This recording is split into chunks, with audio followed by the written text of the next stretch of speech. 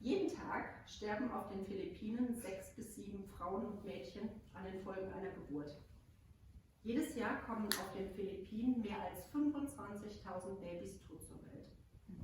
Viele dieser Todesfälle wären vermeidbar, wenn es ein angemessenes Gesundheitssystem gäbe und wenn die Frauen und Kinder Zugriff darauf hätten. Es ist bekannt, dass es einen Zusammenhang zwischen Bildung und Müttergesundheit gibt. Und so sind die Projekte, die wir haben, unsere Vorschulen, Schulen, Berufsausbildungseinrichtungen, langfristig natürlich ein Schlüssel, um diese Sterblichkeitsraten zu senken. Für Kinder in Not ist es aber auch wichtig, die Gesundheit von frisch gebackenen Müttern oder Schwangeren auch kurz- und mittelfristig zu verbessern. Deshalb unterstützen wir seit ein paar Jahren Glory Reborn. Glory Reborn ist ein kleines Geburtszentrum in der philippinischen Metropolregion Cebu, das vor allem Frauen, die am Rand der Gesellschaft leben, eine ganzheitliche Betreuung vor, während und nach der Geburt bietet. Heute darf ich euch Emma Sarcol vorstellen. Emma arbeitet als Public Health Director bei Glory Reborn und wird uns nun über ihre Arbeit in der Klinik berichten. Emma, it's your floor. Thank you very much, Nadia. So, hello, good afternoon. I will not try and resurrect my German from secondary school. It's more than 10 years ago, but it's great to be here. Thank you for welcoming Glory Reborn into Gegründet and here in Germany. So we're very excited to share all the great things that your work and your support is doing in Cebu, Philippines. Ich weiß nicht, ob ich das übersetzen muss. Also Emma hat sich erstmal bedankt, dass sie hier sein darf und sie freut sich, uns allen ein bisschen was über das Glory Reborn Center zu erzählen. Great. So I'm here presenting on behalf of our leadership at Glory Reborn. So our leaders, Hilary Overton, she's our founder and our CEO and she went to Cebu in 2003 to make Glory Reborn. Ja, also Hilary ist die Gründerin von Glory Reborn und sie ist im Jahr 2003 hat sie das Ganze praktisch ins Laufen gebracht. Yeah, and of course our clinical director, Dr. Aguirre, who oversees all the medical operations in the clinic as our head of clinical care. And of course, Sir Felizer Manaloyon, he's our chief admin officer and he plays a very important role for the administrative side of the clinic. Genau, also der Dr. Melgi Algiri ist der klinische Direktor und Felizer Manaloy, der vorher für uns für ein anderes Projekt gearbeitet hat, arbeitet jetzt da als hauptsächlich in der Verwaltung. Ne? So they send their warmest regards and they're very honored and excited that we have been invited today to share with you. Alle senden ihre Grüße und freuen sich, dass sie eingeladen sind, hier sich zu präsentieren sozusagen. Great. So I'll just give a short introduction to who I am and what I do at the clinic. So I really oversee the public health programs of Glory Reborn. So Glory Reborn is a maternity clinic for mothers and babies in Cebu, but we also have other programs that are not directly not the direct childbirth or not the direct pregnancy care. Die Glory Reborn Klinik ist eine Klinik, bei der es hauptsächlich darum geht, dass Kinder zur Welt gebracht werden, aber es geht nicht ausschließlich darum, es gibt auch noch andere Aspekte, die damit reinfließen auf jeden Fall. Yeah. So some of the examples are the HIV/AIDS program of Glory Reborn. Since all of our mothers in pregnancy, they will get free HIV/AIDS counseling, education and testing so that they can prevent the transmission to their baby if they are HIV positive. Also einer der Punkte ist die HIV- und AIDS-Prävention, die Familienplanung und das Muttergesundheitsprogramm, was da mit reinfließt. Yeah, so the family planning and the mental health as well. So apart from that, I also work with our partner organizations in Cebu to really give that holistic care. Es wird mit verschiedenen Organisationen in Cebu zusammengearbeitet, um eben eine ganzheitliche Versorgung für die Mutter gewährleisten zu können. Yeah, and I also write, apply, manage projects with grants, so grant funding either from local foundations in the Philippines or also international grant opportunities for the clinic. So trying to make it more sustainable, not only relying on individual donors. Genau, also sie beschränken sich noch nicht auf einzelne Spender, sondern versuchen das Ganze eben größer auszubauen und vor Ort Spender zu haben, als auch eben im Ausland und auch von anderen Seiten her. Yeah, so the lower picture is we were very honored to host the US ambassador to the Philippines at our clinic a few months ago. And the upper picture is leading a HIV/AIDS seminar for a community where there's a lot of squatters and yeah, it's very low socioeconomic status. Ja, also die Bilder unten, einmal haben sie den Butcher der US da gehabt, da waren sie sehr stolz jetzt vor einigen Wochen, und oben ist ein Bild, wo ein Seminar stattfindet, eben für Siedler und die Mütter halt. So I'll show a quick video, and it's the video was made for our supporters in the US. So this is not trying to get your money, and the dollar is just, you know, it's for the US audience. But this is to show you where your valuable support goes when you support the clinic. So how it's distributed among our different programs. Also das ist ein Werbevideo, was für die United States praktisch entwickelt wurde, und sie möchte damit nicht um Geld werben jetzt in diesem Moment, sondern einfach zeigen, was mit dem Geld ist. So Glory Reborn, we are a maternity clinic for moms and babies. So this is the pregnancy care area where the women get quality care from nurses, doctors and midwives. So this will give you an overview of our different programs that you support through your generous support. So our antenatal care during pregnancy, our moms get free checkups. They also get laboratory tests and medicines that they need for a healthy pregnancy and a healthy baby. Ultrasound, they get vitamins. This is the laboratory, and yeah, that continues through their pregnancy journey into their delivery. So this is our social worker. And they are getting the complete care. This is our fresh baby with a baby pack with baby clothes, diapers, and all the essentials that a mom would need when she first gives birth. So this is our social work program. We do home visits for our patients with our medical staff. This is our midwife, Ning. She's checking the mom and the baby in coordination with a social worker. So we have our HIV counseling for all the pregnant women.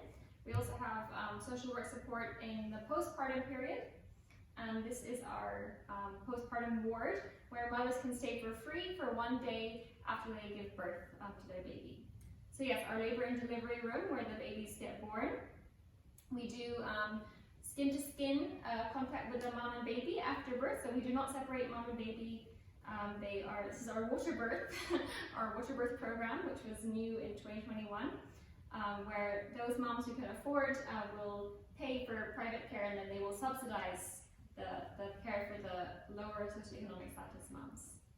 Our postpartum care is after birth, where babies get their regular checkups, they get their screening. This is hearing screening, and this is their newborn screening as well, to detect any abnormalities early so we can do appropriate treatment.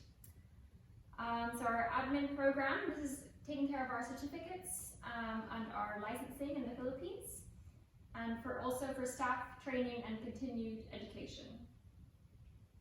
Here's so just an overview of the different parts of the clinic, and we really believe in quality care, so always keeping our staff up to date with their trainings. So there we go. So we aim to see healthy moms, healthy babies and hopeful hearts in Cebu, Philippines, and we just thank you, for your ongoing support for this mission in Cebu. So I think there we go. And that's our ambulance that was donated to Olivia. Okay, sorry. So you can always check YouTube for the official voiceover. My apologies that it didn't work as planned, but there we go.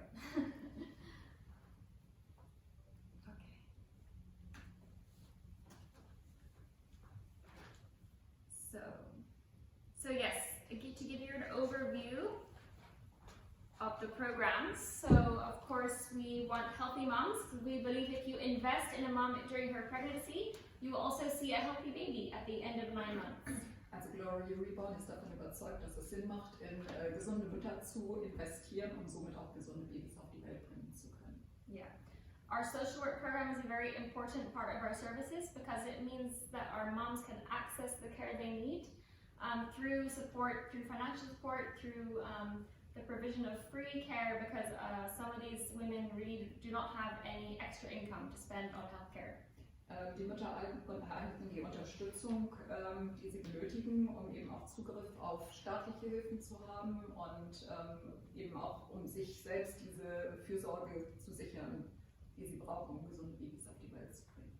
Yeah. So apart from our patients, apart from our moms and babies, we also believe in investing in our staff, not only for their qualification and their medical care, but also in their personal development, because as I'm sure you know, a lot of Filipino health workers migrate overseas because the opportunities are better in other countries. So we really want to reward them and make them appreciate their efficacy in the Philippines for the Filipinos.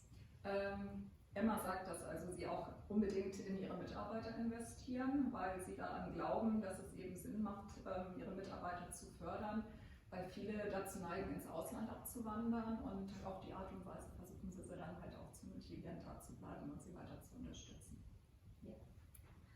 So this slide where there are little hearts, that's where the Kinder in Not's mission contributes to our programs here. So you can see that through your support we can provide that prenatal care and the vitamins. We also, through the generous support of Kinder in Not, can, in those cases where the mom has to be referred to hospital for more complicated cases, we are also able to assist with the expenses there. Genau, also hier, wo die Herzen praktisch zu sehen sind, das sind die Punkte, wo auch die Aktionsgruppe Kinder in Not unterstützt. Das ist zum Beispiel die pränatale Versorgung mit Vitaminen, Laboruntersuchungen, HIV-Screening ist dabei. Außerdem wird noch unterstützt darin, wenn es zu Krankenhausfällen kommt, dass die Leute sich eben die Behandlung im Krankenhaus auch irgendwo leisten können. So just to give you a context, in the Philippines there is very limited free healthcare. It's not like in other countries where you can have a certain amount of free healthcare through the national insurance. Kostenlose Gesundheitsversorgung ist auf den Philippinen recht begrenzt, beschränkt, nicht wie bei uns. Also So in 2022, last year, there was a nationwide survey of the Philippines, and for those poorest women, more than 2/3 of them said that they could not access healthcare if they got sick. They could not get the healthcare they need. Es gab eine Umfrage in 2022 auf den Philippinen und hat sich herausgestellt, dass 2/3 der Mütter sich praktisch die Gesundheitsversorgung nicht leisten können. And cost was the leading reason why they couldn't access the healthcare they need when they're sick. Ja, die Kosten sind halt der Hauptgrund dafür, dass sie sich das nicht leisten können, wenn sie krank werden. The second most common reason is distance to the hospital or the health facility. Der zweite Grund, warum viele nicht darauf zugreifen können, ist die Entfernung zum Krankenhaus oder eben zur Klinik. Because of course this also incurs costs for transportation, and especially during the pandemic it was very difficult for people to move around in the Philippines. They were very strict with the lockdowns and military checkpoints to get anywhere. Besonders während der Pandemie war das für die Frauen sehr schwierig, weil es ganz starke Limitationen gab und sie eben gar nicht fahren durften und das Ganze auch von der Polizei streng kontrolliert wurde. So this is why our social work program is so important, to make sure that the moms who really need the help will get the help because they are supported and they are, we work with the moms to make sure that they get the care they need. Genau, aus dem Grund ist die Sozialarbeit so wichtig nach Sicht oder aus Sicht von Glory Reborn, damit die Frauen wirklich die Möglichkeit haben, versorgt zu werden. Yeah, so this is one of our midwives doing a home visit in the Bajau community in Cebu. Das ist eine von den Hebammen, die gerade dabei ist, eine Frau in der Bajau-Gemeinde praktisch zu untersuchen. So the Bajau is an ethnic minority in Cebu, Philippines, and they are people who live on the water. Ja, das ist also eine ethnische Minderheit auf den Philippinen, die auf dem Wasser leben. So they usually earn their living through begging. So that means that if they go to other places, people will discriminate against them. If they go to the hospital, they will not be treated well. Also normalerweise verdienen die ihren Lebensunterhalt durch Betteln. Sie werden von den anderen praktisch nicht gut behandelt, weil aufgrund ihrer Herkunft und They speak a different language, and they would rather give birth. The risk of giving birth at home, as you can see, is not hygienic. It's very dangerous to give birth in this setting. They would rather risk that than face the high barriers to healthcare. Diese Frauen, die würden lieber das Risiko eingehen, inmitten dieser ganzen unhygienischen Umstände ihre Kinder auf die Welt zu bringen, anstatt eben in eine Klinik zu gehen, wo sie auf gewisse Schranken stoßen.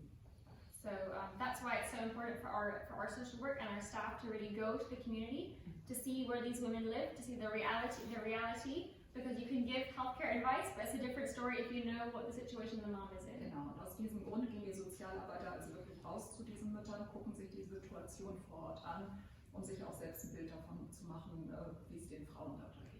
So we're very blessed to have a good relationship with these Bajau women. We have a few women in particular who will really accompany the pregnant women to get their checkup. So they will take their whole day and they will go with the mom to get her prenatal checkup to make sure she gets the care she needs at Glory Reborn.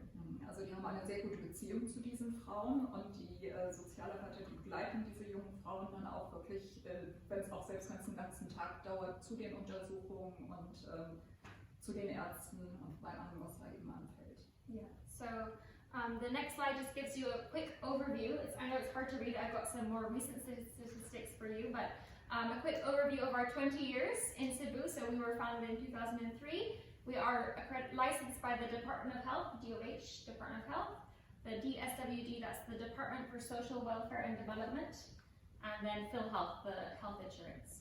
Also gegründet wurde das Ganze im Jahr 2003, haben diverse Akkreditationen erhalten, unter anderem von DOH, DSWD und von PhilHealth. Yeah, so in almost 20 years we have delivered more than 6,185 babies.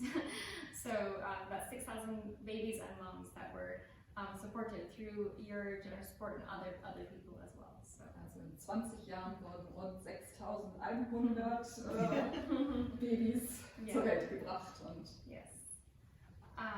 So later I'll show you some statistics from May last year to May this year to give you an idea of the kind of current operations of the clinic. So this is just a story about a mom and baby that Kinder and not really assisted throughout the whole pregnancy, but also in the postpartum and in the newborn phase. So mommy Athena, she lives with her partner and her one child. She was pregnant with her second baby, and they live with their in-laws, with her in-laws. So they are 4 adults, 1 child and 1 unborn child, living on 82 euros per month. So very, very poor. This is half of the minimum wage in the Philippines.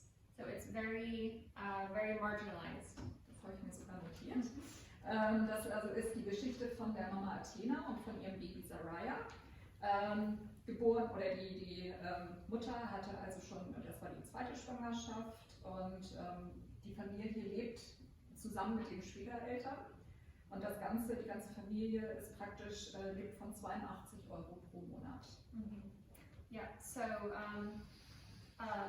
Athena used to have a job as a sales lady, but then the company where she works is not legal, it's an illegal company, so she had to leave that job, so they're really only living on 1 income from her partner. Ja, also die Athena hat als Verkäuferin gearbeitet bei einem Unternehmen, was aber nicht offiziell gestartet war. Und von daher. Yeah. So Kinder and Not sponsored Mommy Athena's pregnancy care and also her delivery and postnatal period. But then through a very kind supporter, you also assisted her baby as the baby was having pneumonia. When it was about 2 months old, the baby had pneumonia, and through your very kind assistance, the mom and family were assisted with their hospital bill. Ja, also Kinder in Not hat die Athena während ihrer ganzen Schwangerschaft unterstützt und auch unterhalb der Geburt. Und als das Baby dann nach der Geburt praktisch an einer Lungenentzündung erkrankte, haben wir auch da geholfen. Yeah. So during the first half or the first 5 months of this year, Kinder and Not has assisted 555 mothers, just like Athena. So your impact is really huge. That's 555 not only mothers but also families that were assisted and impacted by your very generous support. Ja, also alleine in den ersten 5 Monaten dieses Jahres haben wir Kindern praktisch und Müttern geholfen. So, Glory Reborn, as we are expanding our services, we are focusing on the gentle birth, the gentle way. So, in the Philippines, childbirth is quite medicalized. Also Glory Reborn versucht das Ganze jetzt, die Geburt auf eine sanfte Ebene zu heben, weil das bisher immer recht technisch abgelaufen ist. Yeah, so we are encouraging evidence-based care, but also empowering the mother to really lead her own healthcare journey, to lead her labor, to lead her childbirth, because we know that the woman has power within herself. Ja, also sie versuchen jetzt die Frauen zu stärken und darin zu bekräftigen, ihren eigenen Weg zu finden, durch die Geburt zu kommen, weil sie davon überzeugt sind, dass jede Frau die Kraft hat, dass sie da ihren eigenen Weg und ihre eigene Art und Weise zu finden. Yeah, so we assist our moms through Lamaze classes. So Lamaze is not only the breathing, but it's a kind of the whole approach to pregnancy and childbirth. It focuses on equipping women to be ready to become mothers, and fathers as well to become fathers. Also es gibt den Lamaze-Unterricht, in dem die Frauen also lernen, was es bedeutet, eine Mutter zu werden und da sich gut darauf vorbereiten können. So as part of the gentle birth, we also offer water birth in Cebu, and we're the only place that gives water birth in Cebu, Philippines. Genau, und seit neuestem gibt es halt auch die Wassergeburten und das ist der einzige Platz in ganz Cebu, wo das überhaupt im Angebot ist. Yeah, so I just want to focus on a few aspects of your support. So Kinder in Not, I think we skipped a slide. Okay, anyway, so one of the projects was to make a private room. So this private room is actually open for anyone who can afford to pay the small fee, but it's to help women who can afford to pay for a private experience to subsidize the care for women who cannot afford to pay for their care. So all of our pregnant women and laboring women get very quality care no matter how much they can pay. But this room is an opportunity for those, let's say, wealthier mothers to really support the poorer mothers.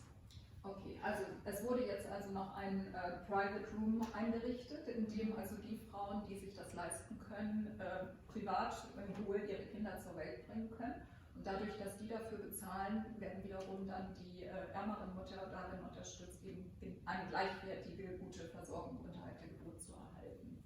Yeah, so as part of that, that was our water birth. Also, you can see the pool here. So it gets filled with warm water, which helps the mom's muscles to relax. And it's supposed to help labor be shorter labor and also less pain. I don't know if that's true, but hopefully less pain. Ja, also die Wassergeburt in diesem Becken, also das Becken wird gefüllt mit warmem Wasser, damit dann praktisch die Kontraktionen weniger schmerzhaft sind. Und das soll also tatsächlich wohl funktionieren. Yeah, and Gegründet also enabled us to open a laboratory on site to offer services not only for our patients but also for the wider community. And since 2021, when it opened 2 years ago, we have done more than 29,000 laboratory tests in 2 years. So it's been a huge impact on the community and helping people to really get the medical care they need. Also Kinder in Not hat eben auch darin unterstützt, dass ein Labor aufgebaut werden konnte, in dem die Frauen jetzt die Laboruntersuchungen haben können, die benötigt werden. Und zwar nicht nur die Frauen, die da entbinden, sondern auch Frauen, die von anderswoher kommen, die da praktisch ambulant dran vorbeischauen. So so it's been 20 years of healthy moms, healthy babies, and hopeful hearts in Cebu. We hope that will be many more years as well, and we have some ideas for the future, which I will share in a moment. Ja, genau. Also 20 Jahre sind es inzwischen schon, wo die Kinder und Frauen und Gesundheit, Hoffnung und Wachstum kommen als nächstes noch. Also ist noch einiges in Planung. Yeah. So as we seek to continue to provide that quality care for all women and children, no matter of their wealth or lack of wealth, we want to offer these services to high-risk mothers. So as a birthing clinic, we are only able to offer care for the low risk. Low risk means that there's no complications like diabetes, high blood pressure. Also Sie versuchen jetzt nicht nur für die Frauen da zu sein, die normal entbinden, sondern eben auch für die Risikopatientinnen, die mit zum Beispiel zu hohem Blutdruck kommen. So due to the regulations by the Department of Health, as a birthing clinic, now if we have a lady who develops those complications, we legally have to refer her to hospital for that further management. Im Moment ist es noch so, dass Glory Reborn, also Frauen, die mit Problemen, mit Risiken zu ihnen kommen, an die Krankenhäuser verwiesen werden müssen. Die dürfen also im Moment noch nicht da behandelt werden. So that's very sad, especially if it's already the woman's already giving birth. She has high blood pressure. You have been with this mother for 9 months during her pregnancy. You've developed that relationship. She knows the staff. She's very comfortable in the clinic, but she has to be transferred to hospital where she will not get the same level of care. She will be verbally abused, physically abused, and yeah, it will be a very different story for the mom and baby if they will get transferred. Ja, also Emma sagt, dass es also teilweise sehr traurig ist, wenn eine Frau, die man 9 Monate begleitet hat, plötzlich unterhalb der Geburt eben Bluthochdruck entwickelt und dann eben nicht weiter behandelt werden darf und in die Klinik muss, wo man sie teilweise misshandelt, beschimpft und eben nicht so versorgt, wie es eigentlich sein sollte. Yeah, so as I was sharing at lunch, the normal situation in the public hospital after a mom gives birth is that she will share one bed with 3 other mothers and their babies. So they will put the babies in the middle of the bed, they will lie the babies down, and the mother who has just given birth to a child will sit on the corner of the bed so that the babies will be in the middle. Also im Krankenhaus ist es normalerweise so, dass die Frauen direkt nach der Entbindung wieder aufstehen müssen. Dann teilen sie sich 3 Mütter, ein Bett, die Babys werden in die Mitte gepackt, die Frauen dürfen bloß so ein bisschen an der Seite sitzen und das ist egal, ob sie einen Kaiserschnitt hatten oder ob sie das Kind so bekommen haben. Yeah, so there are hospitals, but they are under-resourced and overcrowded. Die Krankenhäuser haben zu wenig Mittel und sie sind überfüllt. And the staff are very overworked, so even though we don't agree with the way that they treat the patients, we can also understand that after many years of that very difficult environment, it would also affect the way that the staff treat the patients. Ja, die Mitarbeiter, die da vor Ort tätig sind, die sind halt zum einen unterbesetzt und zum anderen auch eben übermüdet und können nicht mehr das leisten, was sie eigentlich leisten müssen. Und obwohl wir natürlich das alles schade finden, kann man das zum Teil auch verstehen, dass sie nicht so leisten können. Yes, exactly. So yes, apart from that area, that's the long-term vision. Our short-term vision is really expanding our outpatient department. Kurzfristig soll erstmal das also für Patienten von außen ausgebaut werden. Yeah, because we've seen a real increase in ultrasounds and other services that we offer for any woman. It doesn't have to be our patient. Genau, also Sie wollen jetzt erstmal zum Beispiel die Ultraschalluntersuchungen weiter ausbauen, mehr anbieten können, auch für Leute, die eben nicht die komplette Zeit über da verbringen als Patient. And as we seek to expand our services, we also know that we have to also equip our staff to provide those services. So we truly believe in ongoing education and professional development for all of our clinical staff, but also the organization as a whole. Um diese Dienste auch anbieten zu können, zählen Sie darauf, eben Ihre Mitarbeiter auch entsprechend zu schulen und entsprechende Fortbildung besuchen zu lassen, damit das eben vernünftig angeboten wird. So that's the quick overview, the wish list of our future growth. But yeah, we know that through these ambitious projects, we'll really be able to meet the needs of many more women and babies in the Philippines. Also Sie hoffen, dass Sie auf diese Art und Weise noch viele mehr Frauen erreichen und Babys eben auch. Yes.